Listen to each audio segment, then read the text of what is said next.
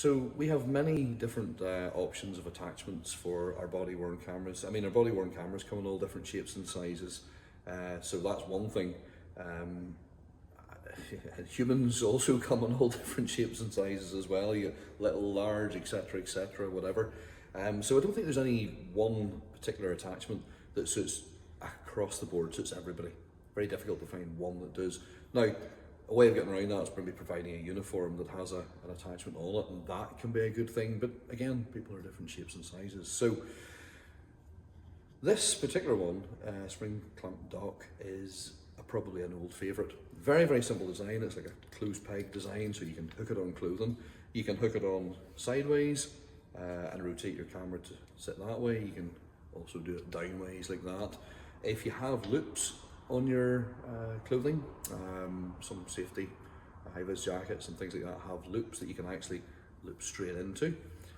Comes with a bump at the bottom as well to sort of give raise slightly and give a better angle of view for the camera. But most cameras, certainly our PR7s, come with a rotating police dock, so you can kind of angle the camera around it a little to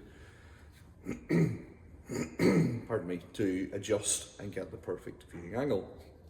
Now, this is your stereotypical fixing for body-worn cameras, and indeed many other electrical items, like some two-way radios and things like that also come with the same attachment.